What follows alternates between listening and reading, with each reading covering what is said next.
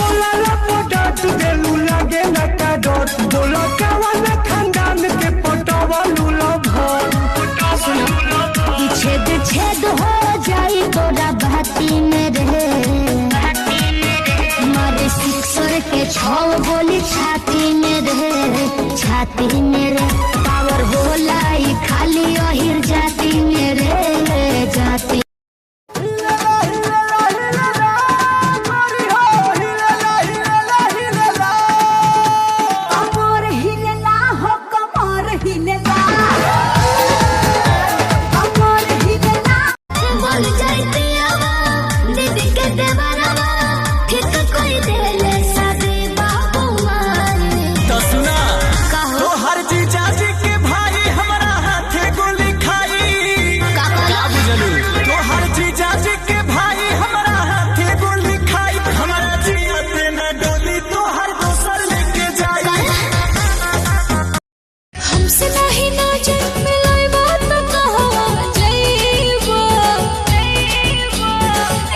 सजन बड़ी करो तमन बोला कहिया ले मम्मी बनाईबा दिनवे में पिए लगला का हो गइल बाड़ा तू त पगला हो का कम पड़े दारू गुटखा हो अब कर तार कवन नशा हो हमरो इज्जत देला डुबाई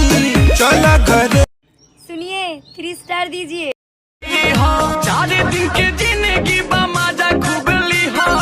4 दिन के जिंदगी बा मजा खुबली हो रानी जब तक जी हो तू तो हमारे के दी हो रानी जब तक जी हो तू तो हमारे के दी हो।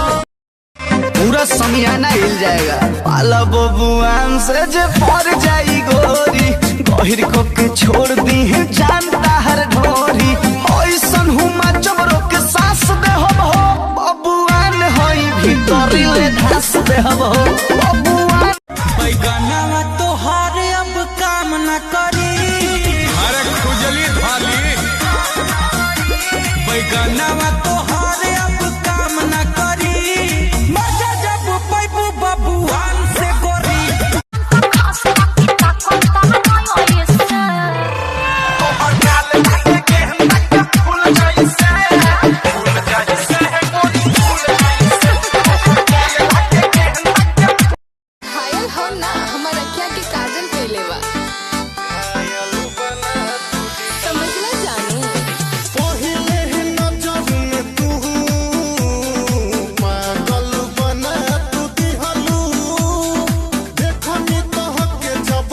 वीडियो अच्छी लगी ना?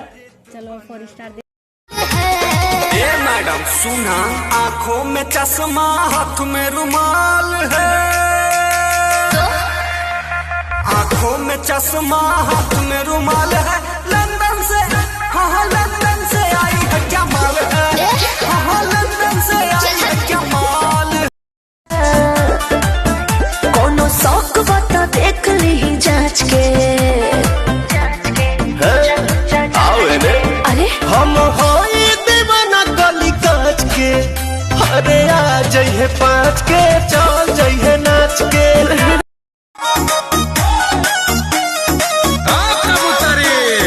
नासा जवानी के उतरी हो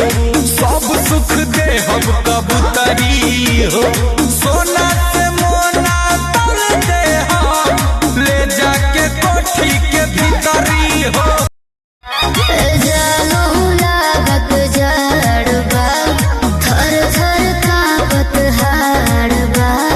जीत हो गई मेरी की हम तो हर तू हमार हो जा अच्छा हो तू ही लभर के नमोर हो जा ओढ़ी के कमर यमोर हो जा तू ही लभर के नमोर हो जा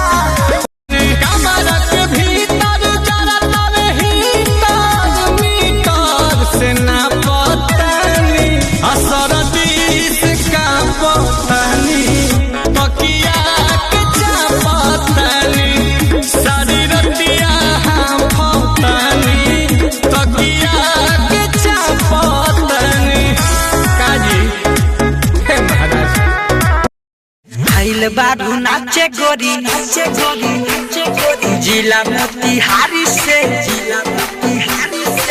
मुजफ्फरपुर के लइका माजा मारी बारी बारी से बुढ़ावा सब पाछा जमाना होठ के सपोर्ट खाती मारी हो ढलाल हल्ला करे कानमा